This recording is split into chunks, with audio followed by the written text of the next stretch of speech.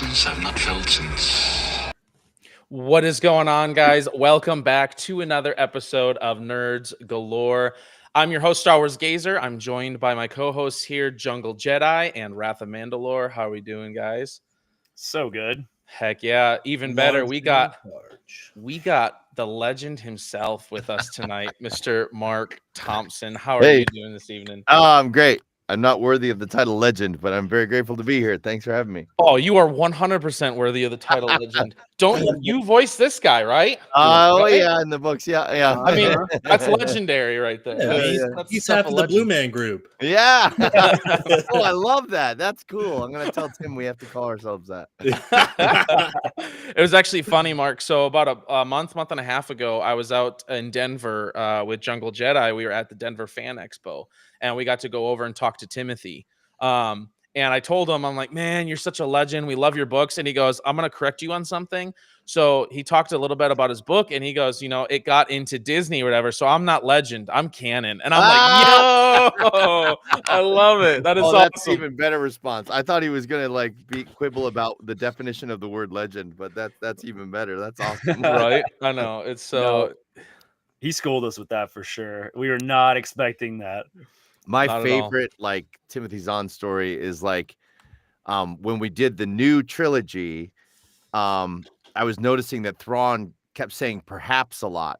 And I thought, well, maybe this is just a habit that he has as an author that maybe he's not aware of or whatever. And so it's kind of almost teasing him hey, so how come he says perhaps all the time? Why does he always say perhaps? He's like, well, actually, and he kind of went into this huge explanation about how Thrawn is open to any and all good ideas. So he never wants to shut down anybody. So it's always perhaps, because maybe that would be a good course of action. Maybe that is, and so he's open to all ideas.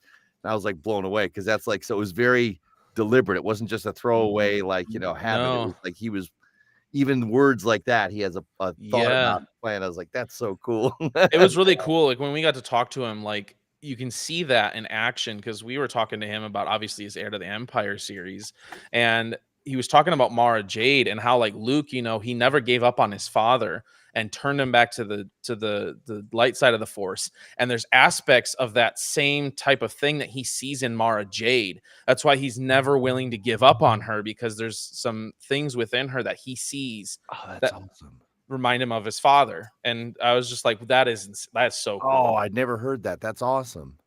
So sick. Yeah. But yeah, we're so excited. We've been talking about this for a long time, ever since we were able to get you scheduled. We were like, this is going to be sweet. So yeah, I mean, it's crazy, because the three of us listen to a lot of audiobooks, and especially Star Wars.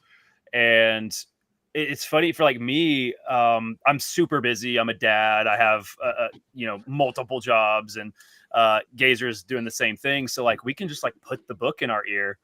So man, you've been in our ears so much. I've listened to nearly every Zahn book. Wow. Yeah.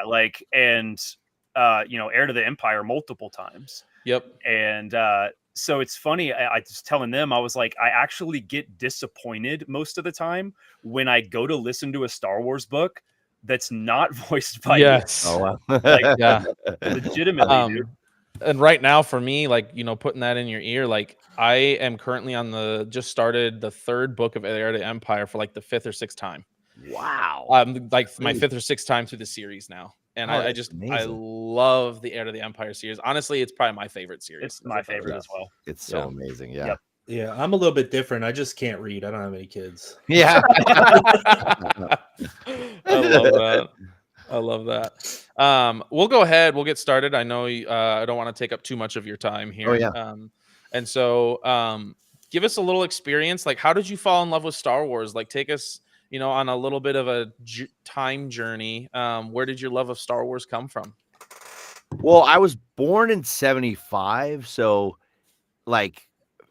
as early as I can remember, Star Wars has been present in my life, whether it was the action figures or watching the films on VHS. So it's one of those things that's always been there. So I can't remember a specific moment where I fell in love with it. It was just it was my childhood. It was like the toys I played with. It was, it was very formative for me. Like it was kind of, in a lot of ways is kind of like a religion, because it was like, it was one of the first things that was kind of teaching me right and wrong, and so I love, one of my earliest memories is I did get to see Empire in the theaters. Ooh. And I do remember, like, Luke crashes the X-Wing into the swamp on Dagobah, and R2 goes off, and R2 falls in the swamp, and he's like, R2, where are you? And I shouted out in the theater, he's in the water, That was like a moment that stuck with me. So, but yeah, I mean, it's just always been there, and so I've just kind of always loved it. So that's so cool. So what would you say is your favorite movie then? Empire, definitely. Empire, okay, my man. Yeah, I mean, it's just Yoda's my all-time favorite character, and just all the training stuff with him and Luke is magic to me. Yeah, dude. What makes Yoda your favorite character?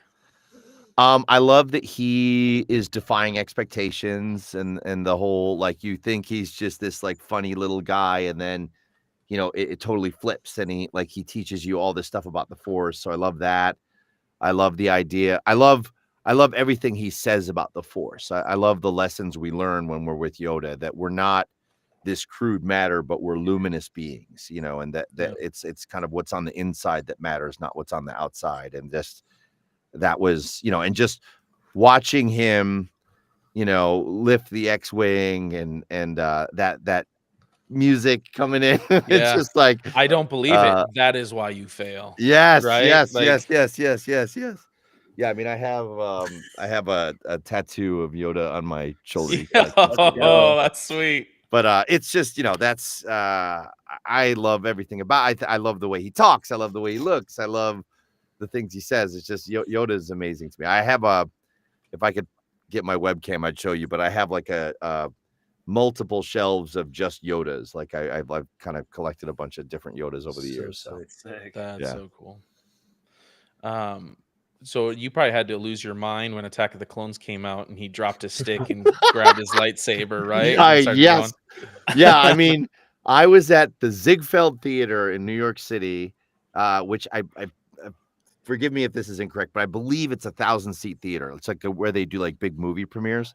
Okay. And we had camped out like overnight, multiple nights to get our seats. This is before you could reserve your seat. And everyone's just out there, and I was delirious from being up all night and whatever. It was a midnight showing. They waited until midnight to actually show it. And when he comes in and just moves his robe and the lightsaber comes out, it was like being at a football game. Like everyone was like, whoa, and just when he starts like jumping around, like I was just like laughing and like screaming, and just the energy in that theater is one of my favorite memories ever of that moment. It was so epic. It was so great. That's so cool. Yeah. I love that man. stuff. Yeah, the prequels blew our minds with some of that stuff. I'm old enough to have seen all of them in theaters as well. Same. And I mean, Attack of the Clones with Yoda doing that, bro. We were just like, my. Well, it was cool the way that fight progressed too. Is like suddenly Anakin has two sabers, and we're like, shit. Yeah. What is this? Totally. Yeah. And the movements were really cool. And oh shoot, Anakin's gone, and then Yoda walks in, and we're like, yeah. Well, I thought it was cool too. Is just like you don't think of Yoda being like a hateful person at all, but like just the way he interacts with Dooku is just like you can sense that beef there. He's like, right, this guy. Totally. Yeah. So when you take us on your journey, so you tell us about your journey to becoming, Star Wars has always been a part of your life. How did you start getting kind of into the world of voice acting? So yeah, that's interesting because I knew pretty early on that I wanted to act. Like my mom was super supportive and encouraging, and she kind of noticed that I liked to perform. So she signed me up for like improv classes and singing classes and all that stuff. And then I had an amazing support system in the school I went to. Like we had a really great drama teacher and speech and debate teacher and music teacher, and they were all kind of nurturing me and helping me. So like really early on, I knew I wanted to perform and act. So I went to college at NYU to study acting. And then my sophomore year, this was like pre-internet. So it's like, in the olden days, they just had like a cork board, and they just had a piece of paper on a cork board that said, would you like to audition for a cartoon? And it was like you call up this phone number and leave a message on an answering machine. So I left a message saying, hello, I'd like to be in your cartoon. And it was a cartoon about vampires. So I was trying to be like, Igor or something. So that got me a call back. And so I got in, and then that show didn't go into production, but they said, hey, why don't you audition for this one, which was a show called Daria. It was on MTV in the 90s. It was a spinoff of Beavis and Butthead. And that was my first ever voiceover job. And it was really crazy. And it was a really cool cartoon. And then it was kind of off to the races. Cause then once I got that on my resume, I started auditioning for things and getting recommended to things. And just, I started doing like Pokemon, and then Yu-Gi-Oh! And then Teenage Mutant Ninja Turtles. And so I just started doing all this different animation stuff. And I really liked it. Like I wasn't like setting out to be a voice actor specifically. I just wanted to be an actor. So whether that was going to be on stage or on film, I just really, really wanted to do that. But then I kind of fell into voice acting, and it was a really great fit because I always did like doing really broad characters or kind of, sounding like different things. So like it just kind of worked out that way. And I've done a play here and there, and I did a very low budget independent film, but it really has been mostly voiceover for the past 25, almost 30 years. So that's so cool. Been great. So that's awesome. It's so cool how like one thing kind of led to the next, and you kept pulling that thread, and you kept saying, yeah, I'll do that. Yeah, I'll do that. I'll do that. And so you were just like taking the opportunities as they were presented. Yeah. Right? And even the audiobooks, like, I'm kind of like you, where I didn't really read for fun, or I wasn't like much of a reader. So my agent called and was like, hey, have you ever done an audiobook? And I was like, nah, not really, and I was almost trying to talk her out of it, because I was like, I don't want to read a whole book. And they were like, well, it was a Star Wars book. We thought you'd like it. And I was like, wait, hold on. Hold everything. Star Wars, you say? I'll do it. But I'm kind of, it is interesting the way you said that, like just saying, because like, had I not said yes, it's interesting, because like that's become a big part of my career. And now it's like, it's probably my favorite thing that I do is the Star Wars audiobooks and just audiobooks in general. Like I've kind of really learned to love reading and learned to love that, way of performing and storytelling. But I would have said no to it because, just it felt so challenging or so different than what I was used to. And so I'm glad I didn't. And you never know what something will lead to, so it's a good thing to kind of say yes to opportunities as they come and just try different things, because you never know, Yeah, so. For sure. Yeah. Along that path, like what was like the biggest learning curve that you had, Yeah. So I think I got cast, Kevin Thompson, who directs most of them, if not all of them, is an amazing director, and he's really talented at what he does. And I think I got cast because I could do a reasonable approximation of the characters from the films. So like, the audition, I think I got to do like Han Solo, Luke Skywalker, Admiral Akbar, and Princess Leia in a scene. And so I think I did well enough in my impersonations of those that they were like, okay, yeah, we want to use you for this. But it was a huge learning curve, learning how to tell the story. And at one point, and I tell this story a lot, but it really helped me, was, Kevin, who's the director, said, anytime we have dialogue, it's super engaging, it's super interesting, and it's great. But anytime you have to do the prose or just the straight narration, it is boring, it is flat, it's not working. So you've got to find a way to make the prose and the narration as interesting as you're making the dialogue. he kind of like explained it like you got to think of the narration as Luke's inner monologue. Like there's a reason that Luke is noticing the color of the room or what people are standing around this table. Because I just kind of thought that as like, it's like stage directions. It's like yada yada yada, get me to my line, you know. But if you think of it as okay, there's a reason he's noticing these things. There's a reason these things are important to him to point out. Then you can have a point of view as you're reading those sections and kind of emotion in those sections, as opposed to just, you know, let me kind of explain this set dressing stuff, you know. So and that like really helped me a great deal. So yeah. That's literally just like a matter of perspective. It's like literally just like, oh, like let me think about it like this now. Yeah. So it's like inner dialogue instead of outer dialogue, and that thinking of it that way helped me be able to make it interesting. So kind of going along with that, we have one of our listeners here has a question for you, kind of going along with the same thought. When you narrate an audiobook, how deeply do you dive into understanding the story and characters beforehand? Do you fully study the book first, or do you mostly discover it as you kind of read it and go through it?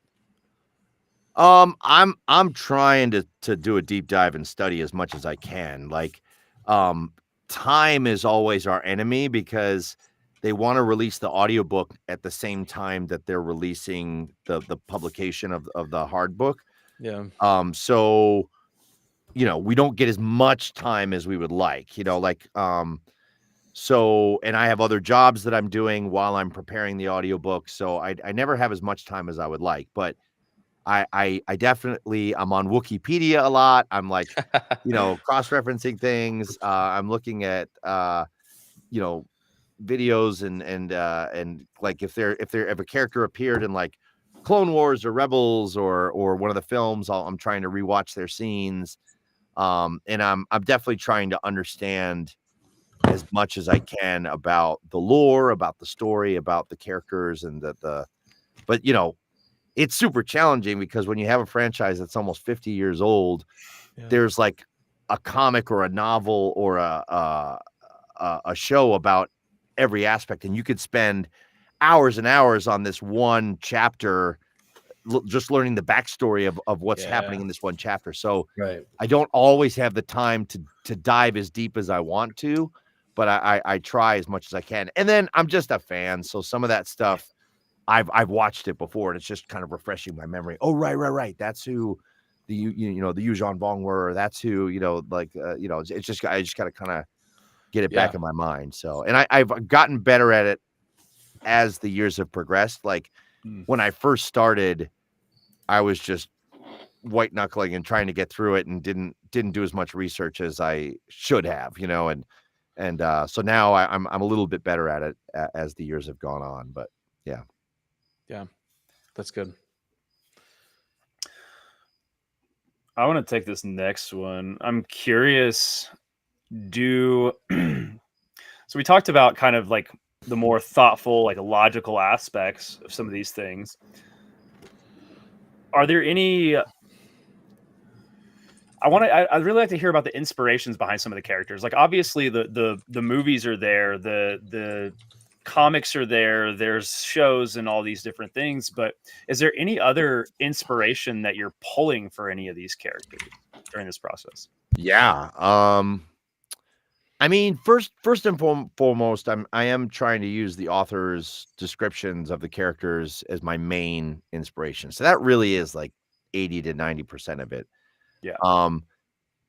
And then, you know, not to be a commercial for Wikipedia, but I do like I love Wikipedia because they do, if they did appear in a comic or a show, they'll have some artwork. So a lot of times I'm drawing inspiration from the artwork. So like, if the way that this character, if it's an alien specifically, like they might have a big mouth or a small mouth, and that might help me, or if they look like a certain type of animal, I might try to incorporate some of that animal style in there. Like, you know, Bothans, I tend to make more gravelly and growly, like dogs, you know. So I'm drawing a lot of inspiration from art. Yeah.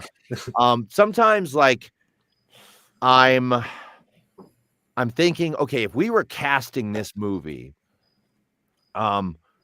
what actors might I cast in this movie. And so sometimes I'm using that type of thing. Like I'm like, I'm using like, I want to use this actor in that role because I think that would be cool to see them in a Star Wars film, or this character reminds me of another character that I've seen in a film or show. And, so I'm drawing on that, and some of that is kind of to help me remember, like, to keep the voices straight in my head. Because if I make kind of super strong choices or specific choices, it helps me kind of keep them straight in my head, because they all start to kind of blend together if I don't give them really distinct vocal traits. So No, that's been something that I've like been baffled by listening to, is like, because I've listened enough, and I'm a vocal music student and musical theater student. My mom is a vocal music teacher, and so my entire life I've grown up in this. So when listening to you, I'm like, he's literally keeping all of these straight. Yes. Like I've tried to put myself in your shoes and mimic you, like in my house, like just playing around, because it's fun, and I'm also interested in like, how in the world is he doing that? So some of it's editing. Well, that's fair. Take number 44. Right. Which that's cool, because for us, we're just getting it like seamless, right? But to know that you have like looked at art and read backstory and like, oh cool, I have an image now that I can put with, because that's like, he's a real life Thrawn into your long-term memory. Yeah, totally, right. Just hours in front of the mirror, just locked in. I love that. So as you're getting these calls for these books, because you've not just done Eye of the Empire, obviously. There's been a lot of Star Wars books that you've done. Take us through kind of that process, getting a call regarding, voicing a Star Wars book. What is your process like, when you're reading through it and you're trying to develop these voices? You started talking about it a little bit there, but thought that kind of tied in real well. Yeah.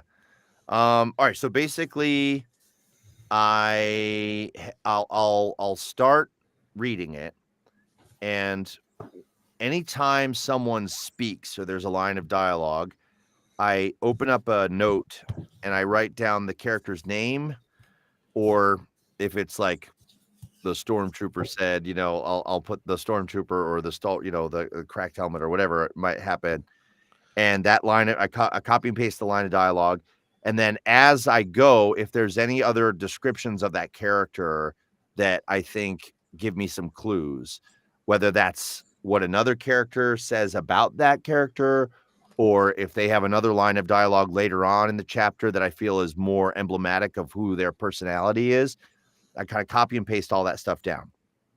And then once I've finished reading the book and I've got every single speaking person kind of notated that way, I go back and I cast it, meaning like I, think, okay, what are the voices for these guys going to be? And I go through my list and I kind of come up with voices for everybody. And some of it is referencing established characters. So it's like, okay, this guy was in Clone Wars, or this guy was in, episode 3. So let me find the clip that he's in, and let me try to get as close to that as I can. Some of that is, okay, this character is going to be speaking a lot, and this character has a ton of scenes with that character. So I've got to make sure that I don't make these two sound too much alike. So I might, Kevin Thompson often describes it as the instruments in an orchestra. Like, you've got to make sure that you've got, the brass and the winds and the percussion, and you want them each to have their own unique sound, so that they all work together. Because if the whole orchestra is just flutes, then it doesn't sound as full as if you had the different types of instruments in there. So I'm trying to kind of, fill up the orchestra that way. And then, like I said, then I might draw on inspiration from other actors or other, or like different qualities of what this character is. And so like mix all that together, and then I try to get them. And then I record samples of all those characters on my phone, so that when I go into the booth, when that character's voice comes up, I'll just really quick pause, listen to that sample to kind of get it in my head. And then I try to kind of do the scene. So the first like 2 days it's a little herky jerky and it's a little stop start because I'm still getting to know the characters and oh, right, that's what they sound like.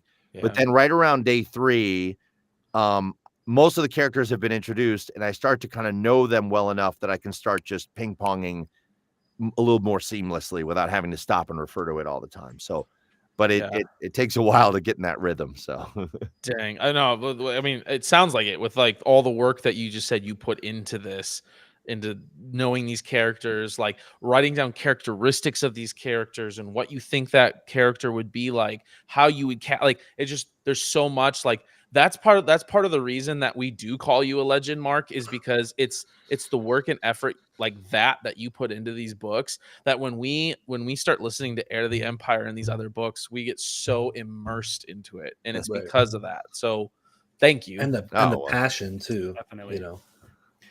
Yeah, thank you for going that extra mile. That like whole process of layering is so cool, and it does immerse us. Like that's why when we listen to Heir to the Empire, we feel like we're actually getting that trilogy. Like we actually feel like we're there, and it's an extension of the original trilogy. Wow, yeah. So like who's been some of your favorite characters to voice? Because you've done a lot with the Heir to the Empire and stuff specifically. You know, you've done some of the OT characters, and then you've also done quite a few of your own, you know, makeup a voice for this guy. What have been some of your favorite ones to voice? Well, just purely for nostalgia, like getting to do Luke and getting to do Yoda and Han, you know, that's like super cool. And like, you know, so, you know, anytime I get to be like, punch it, Chewie, come on. You know, it's like, oh, that's so cool. So I love doing all that stuff. You know, Thrawn has become a favorite just because he's written so well. And I've gotten to do, he's probably the character I've gotten to do the most of because I did the Heir to the Empire trilogy. There was a new Thrawn trilogy and then a second new Thrawn trilogy, the Ascendancy trilogy, and he's had some one-offs and so I've gotten to do a lot with Thrawn and I really appreciate Timothy's writing. Like he's just so like every single time he catches me off guard because I'm like, okay, how's he gonna get out of it this time? You know, and when the reveal finally happens, I didn't see it coming, but it makes perfect sense because like he foreshadowed it so well and he put all the pieces there, but I can never put them together before Thrawn does. And but when he does, it doesn't seem like it's coming out of nowhere. It's like, oh right, because of that and that, you know, shield generator and that gravity well and yes, of course, you know. And so I love I you know he's become a favorite and that was very cool. So yeah, I guess that was kind of a rambling answer, but like Thrawn, you know, Yoda, Luke, Han, That's cool. So something happened with Thrawn that I noticed, and I don't know at what point, but it seems like in Heir to the Empire versus like some of the newer stuff, looks like you kind of like shifted and adapted his voice to kind of fit the more modern Thrawn that we started to see. Yeah, that Lars was playing. Yes. Can you say anything about that? Yeah. So, you know, we were doing the Heir to the Empire books before Thrawn got brought back into the canon. Right. So that was kind of our take on Thrawn, and you know, we were digging that and happy with that. Yeah. And then you know, Disney acquired it, and when they announced, I was at Celebration when they announced that he was going to be on Rebels, and I was like, oh no way. And then and I think they even might have announced the novel, and I was like, oh man, like I wonder if I wonder if they're going to get someone else to do it because they want to kind of make a differentiation there, or I wonder, you know. And then I got the call, and I was like, oh gosh. So I'd started like trying to, I think at that point, because he did come out. We got to see him before we recorded the book, so I'd kind of been like listening to what Lars was doing, and it was such a, you know, a creepy, eerie, you know, they're very soft spoken, and I can't quite do the accent exactly how he does it, but you know, very singular, you know, he has like an odd pronunciation of things.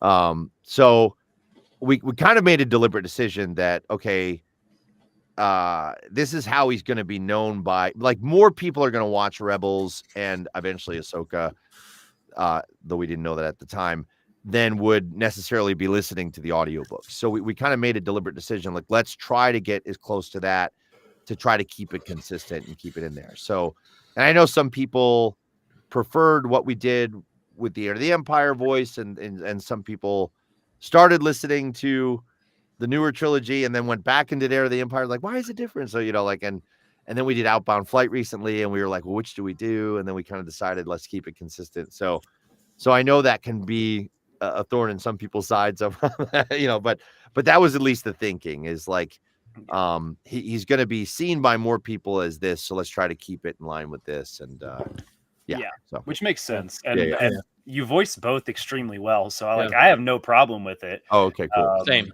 And to me, it almost seems like, well, when I hear Thrawn during that period of time, it's like, well, maybe we're seeing like an era of him where he was being more like this. Yeah. And so I kind of imagine that, and I'm like, I like that. Like an evolution of the character, right? Yeah.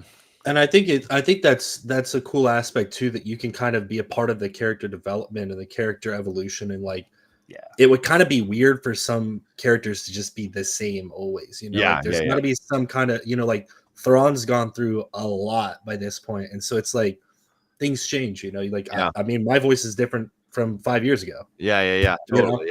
Yeah, I mean, go look at Luke. He goes from this whiny kid in A New Hope to and Return of the Jedi, and even the way you portray him in Heir to the Empire, right? He's a lot more stoic and just kind of like very not soft spoken, but like in a sense, kind of that tone. I mean, calm and peaceful. Bro, even look at Yoda. He goes from this like strong, poetic in a way speaker to he becomes like a little crackhead at the end of this movie. What happens when you live that long in solitude after losing all your friends? In the swamps. Yeah. Clone Force 97 has a question for you. He says along that line, while narrating Convergence by Zoraida Cordova, he says there's a scene aboard the Paxion where Viceroy Farrell asks a guard to do something, and the guard sees it as dishonorable. Right after that, the guard jumps out of the airlock. That moment really stuck with me, but I didn't fully understand its significance. Could you share your perspective on that scene? Oh man. Okay, that's a great question. It's been a couple of years now, and I'm not totally remembering exactly what that scene was. I think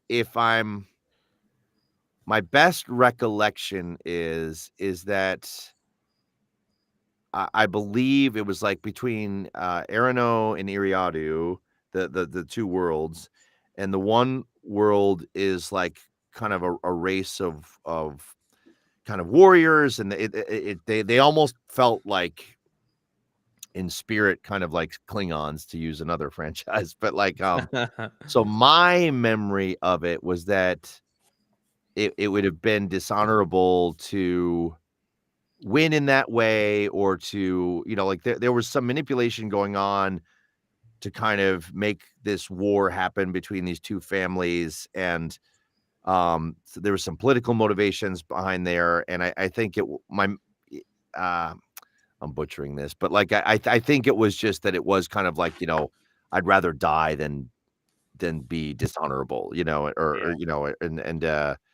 that's what I remember from it. But I'd have to go back and reread the scene to kind of get more in depth. So I'm sorry I don't remember it in more detail. No, that's all good, dude. That's a pretty specific question.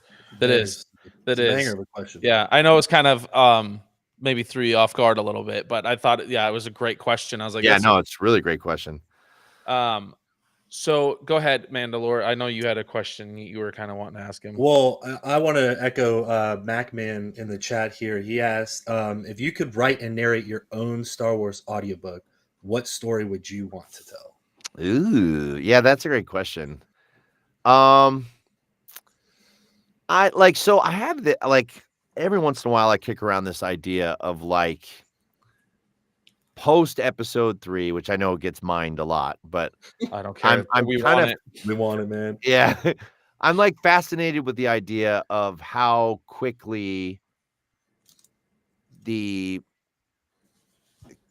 kind of the way people see the Jedi go from like the heroes and almost the idols to when you get to Rise of Skywalker, it's like, oh, they're not Rise, but Force Awakens, it's like they're legends, and like they're not real, like that was and so I'm kind of fascinated by the idea of like, I have this idea of like the kind of like what they did in Obi-Wan with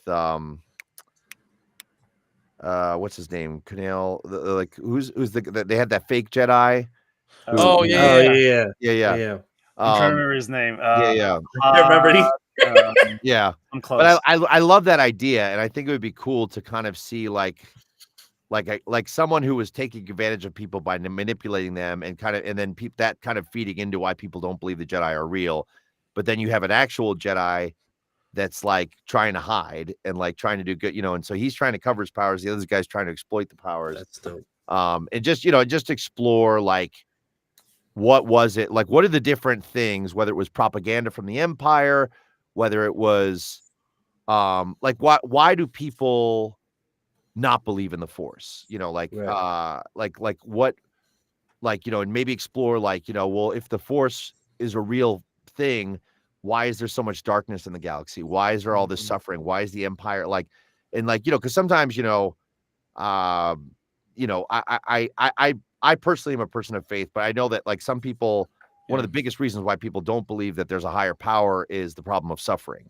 And I think that time period in the Star Wars galaxy was a lot of suffering. So you could see how that would lead people to not believe that there is a force out there that would, be trying to kind of bring balance or that there would be any, so I would like to maybe explore some of those themes, and it'd be interesting, but that's but dope. I'm not a writer. It could even be as simple as just like the stories and how they trickle down and how like things get forgotten. That would be a cool. Yes. Yeah.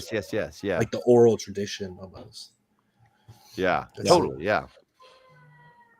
That's so interesting. That's definitely an interesting perspective. I have a similar perspective, Mark, with the problem of suffering. Yeah. And all of that. Quick question about, I don't think we hit it at the beginning when you said the Empire was your favorite. Yeah. Your favorite show in Star Wars? Ooh. Yeah. It's kind of like a three-way tie right now. Like I would say the three-way tie is Ahsoka, Mandalorian, and Rebels. But right now I'm gonna say like Ahsoka is my all-time favorite. Like I just because like, but it's like it's kind of unfair because you couldn't have Ahsoka wouldn't mean as much to me if it weren't for Rebels. Yeah. Right. Yeah. So it's almost like those are one show in a way. Yeah. So, I mean, it's really season 5, just live action. Exactly. Yeah. So that's my favorite, mainly because my attraction to Star Wars is the Force. Yes. So like I feel like that Rebels Ahsoka stuff is giving us so much Force mythology and the father and the son and the daughter and like now what's happening with all this stuff. And so, but Mandalorian is amazing. Like Mandalorian like was such a great show. I have a mythosaur on the other arm. Yes. Get mine soon. That was that show totally caught me off guard because I thought like, oh, it's gonna be dark and like the bounty hunters and it's all gonna be about how like ruthless they are. And then to get to the end of that first episode and you see the ears, I was like, whoa, and like, and then just how much heart is in that show. And it has made me love the Mandalorians like almost as much as I love Jedi. Like the Jedi still beat them out, but like all the deep dives on that culture, or at least this group of the specific branch of that culture, I'm just loving it, and I can't wait for the movie. So it's a very tight race, but Ahsoka and Rebels beats it out only because of the Force and Jedi and all the stuff. So welcome to the family, brother. all right. It's fun. So this last was it last weekend or the weekend before we were all out at Rebel Scum Con.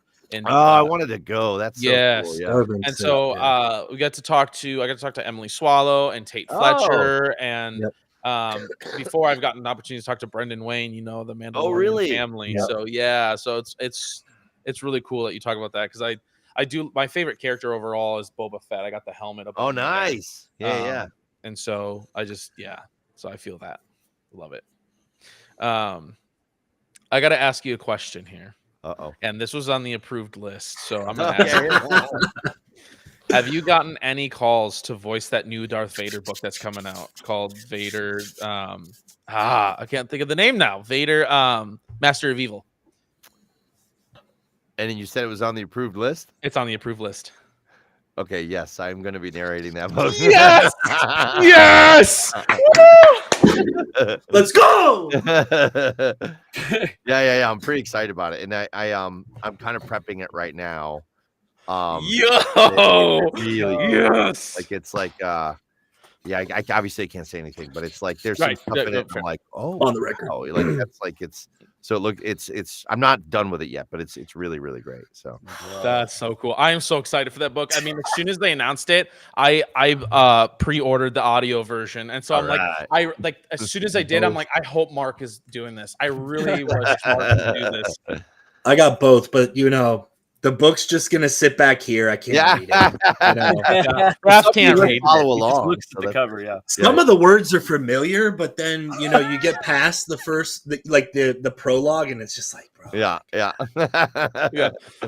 So guys, you heard it here first. Marc Thompson is going to be narrating Master of Evil. It's really in November. Marc Thompson is Darth Vader. Yes.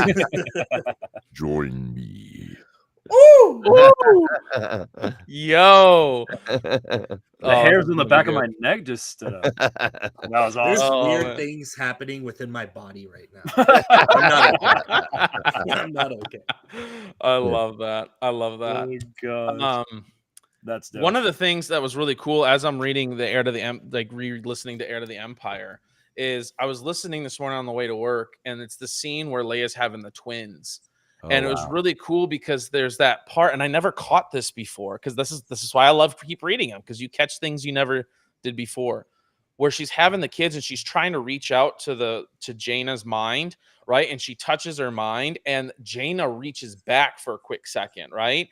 And after she does that, she loses the connection for a minute and realizes in retrospect, right, that the Jaina actually went and touched the mind of Jason to help him get through what they were going through, kind of a thing, right? And help calm him down. And I'm like, whoa, like that. You talk about the Force. I'm like, that is so cool. Like I never saw that before, and I love the way you portray that in that scene. So that's great. Thank you. Yeah, it's really cool. Like the one thing that the movies obviously are amazing, and it's probably my favorite way to experience it. But like one advantage the books have is they get to really camp out and spend a lot of time on the Force and characters, and you really get to know the characters in a much deeper way than you would if you're only seeing them in a 2-hour film or a half-hour episode of something. Like you really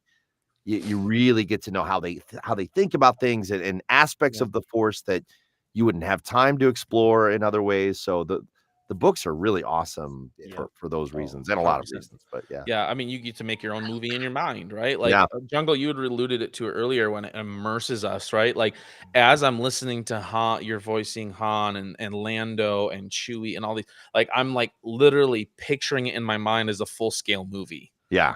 And a lot of that is Kevin Thompson and Paul Goodrich. Like they are masters at in putting the music in the right spots, using the sound effects the right way. It helps that movie in your mind. And they're so incredible at it.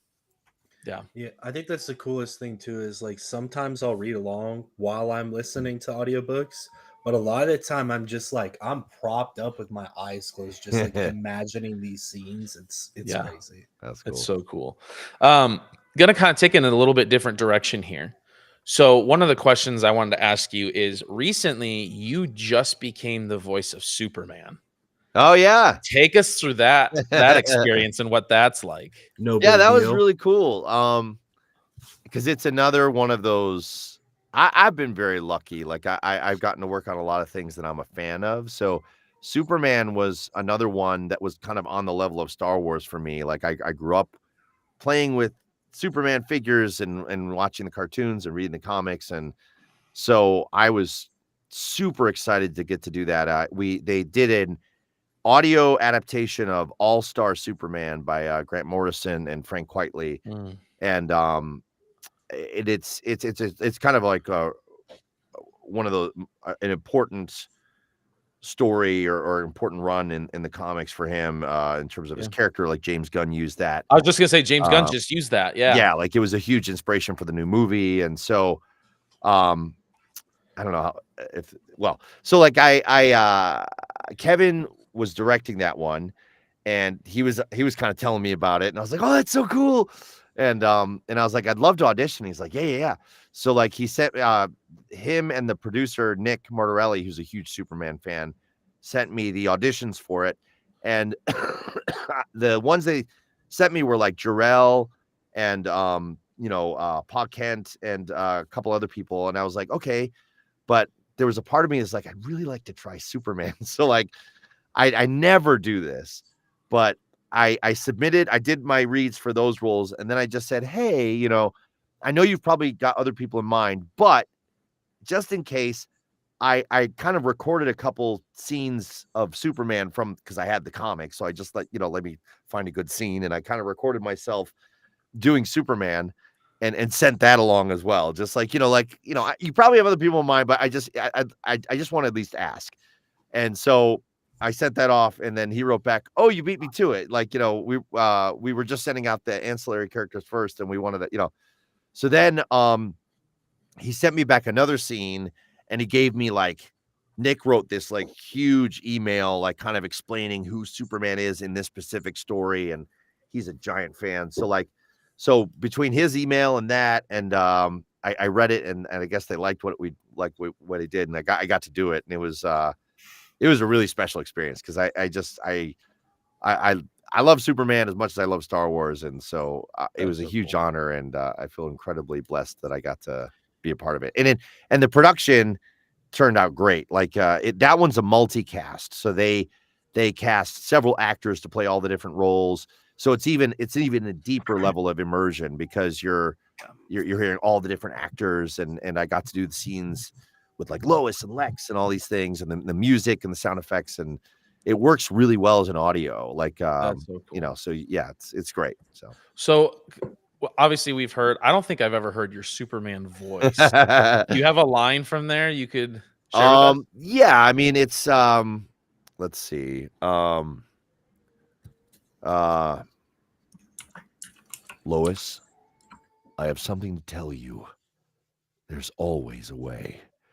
So it's kind of like just a, like the thing about Superman is like, and this version of Superman is they really wanted him to be kind of an everyman, and so it's not about like an accent or it's not like Superman. It's more like this was like a grounded kind of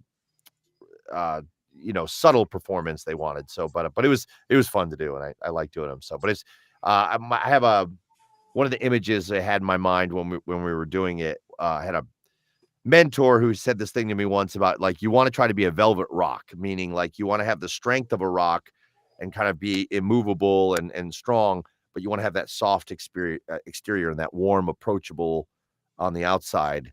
And so I had a little bit of that when I was trying to do it. I wanted to have kind of a strength to it, but a warmth and a gentleness to it. So that's so cool. That's difficult. Yeah, for sure. You have to have that touch the whole time too. Mm-hmm. Guys, I'm not gonna lie, I'm still reeling at the fact that he's gonna be voicing the new Vader book. I'm like so out of my mind excited. From Thrawn and Luke Skywalker to Vader and now Superman. Yeah. Insane. So got a resume like none other. It's awesome. Well, you deserve it. I mean, you work super hard at it. Oh, 100%. Yeah. Thank you. We have I don't know if you remember her or not. She's interviewed you, Mariana. Oh yeah. Yeah, she says super excited for this. I had both Star Wars Gazer and Mark on my podcast earlier this year. They were so fun to chat with. P.S. Mark, I talked to Rebecca Solar and Rory Max Kaplan. No way. Yeah. I wonder how you got to talk to Rory. That's so cool. I think it was there's a Comic-Con down in Miami. I can't remember what it's called. And I think that's where she met him. Oh, that's so there. cool. Yeah. So because those are Pokemon guys, right? Rebecca, did Rebecca do Pokemon? Well, Rebecca's like an audiobook narrator. Ah, okay. And Rory directs a ton of animation, and he was on Broadway, and he's a great kind of singer and actor. And so yeah, that's interesting. That's cool. That is really cool. What Jungle, do you have any other questions you'd like to ask Mr. Mark? We had a couple here.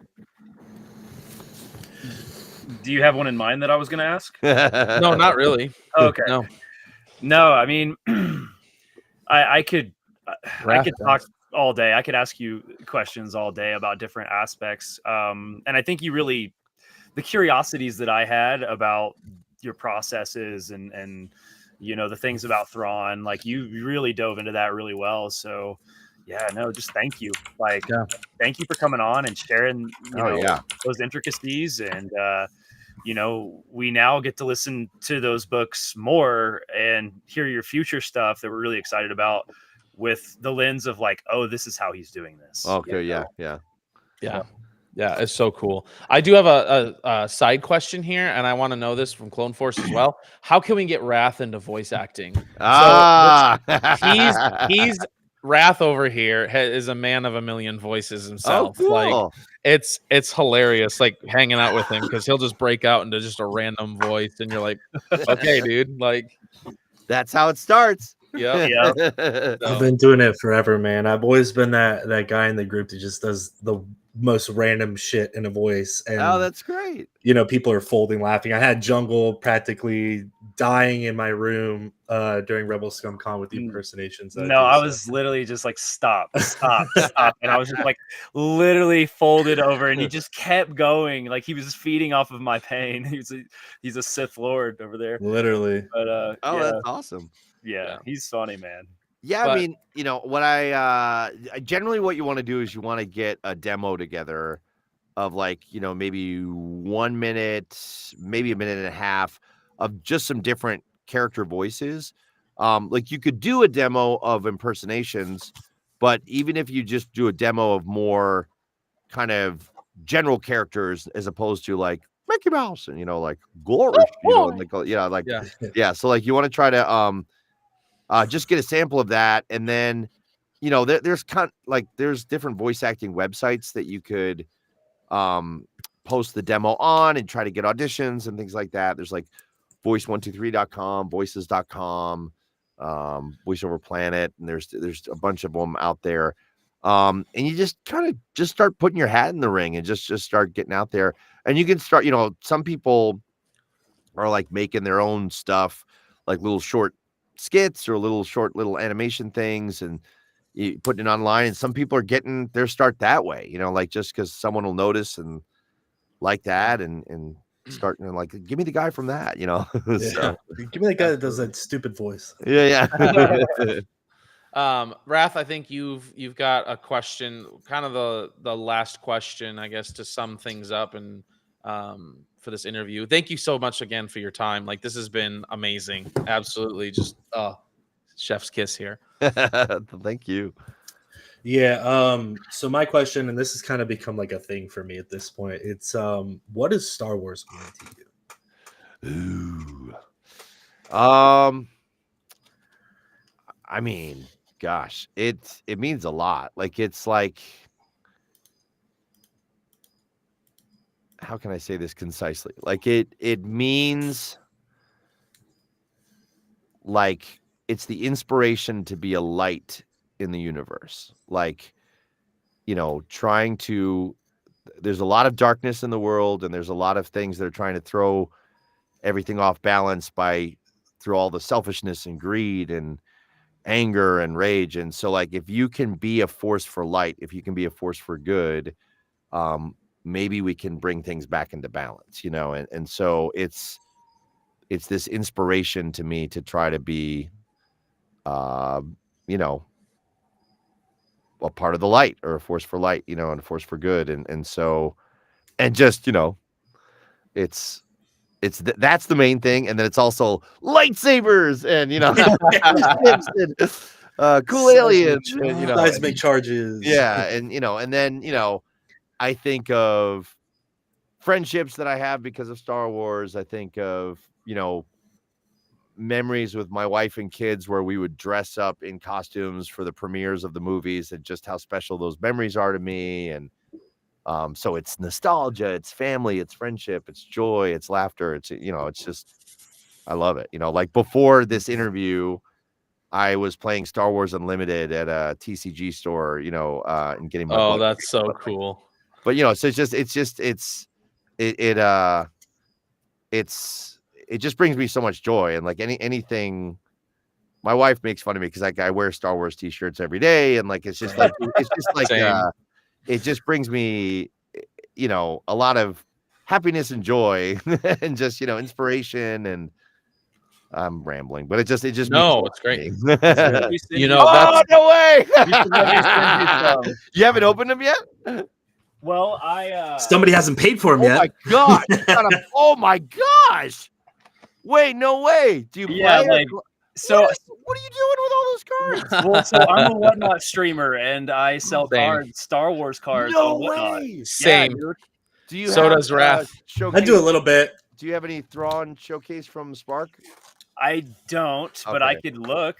I'm gonna get one eventually, but Yeah. I need to get a showcase Thrawn and a showcase Luke. I have a showcase Avar, and I'm playing with Avar right now. That's so cool that you have all those cards. That's amazing. Yeah, dude. Yeah, I've got a few boxes. So I'm gonna write these down. So Spark has gotten more sought after. Yeah. Because it's I know it's gonna get discontinued, but I like the art on the showcase Thrawn on that one. Oh yeah. The new one. So one of the things. Oh, go ahead. Yeah. I didn't mean to cut you off. Go for it. Well, we met one of the artists at Rebel ScumCon that does stuff in no Unlimited. way. Yeah, Shane Molina. Yeah. Hawaiian dude. Wow. He's incredible, dude. Yeah. That's so cool. Like I love your message about that, about being a light in the galaxy. Because I mean, Raph's been asking that question. I usually ask, something similar, and it's usually either being a light in the galaxy or the word family comes to mind for people. Yep. How it's just connected family so closely. Totally. You see a grandpa walking around with his grandkids at a convention. You know what I mean? Like, yeah. And it connects generations of people together. So that's amazing. I'm going to ask my last question here, kind of going along that line of, what does Star Wars mean to you? How about a Star Wars message, or not, doesn't have to be Star Wars, but just a message to Star Wars fans and everyone alike? What would be something that you'd want to everyone listening out there that you want to kind of convey to people? Oh wow, I don't know. I know it's kind of general and broad. Yeah. Like, I mean, I think I don't know. I would just say gratitude. Like because I remember when Heir to the Empire was all we had. You know what I mean? Like the 3 movies that come out, it felt like it was all over with, and that was great and that was fun. And then all of a sudden this book came out and there's more. And I'm like, no, wait, and like as much as I didn't like reading, like that was the one book I went out and bought because I was like, what happens next? And so the fact that we have comics, we have animation, we have TV shows, we have new films. It's like, everything might not be exactly what your favorite thing is, but like the fact that we have so much, just to continue to be grateful for that. And, and just from working on the books, the audiobooks, like I know like how much effort and how much love and passion goes into creating these things. And so,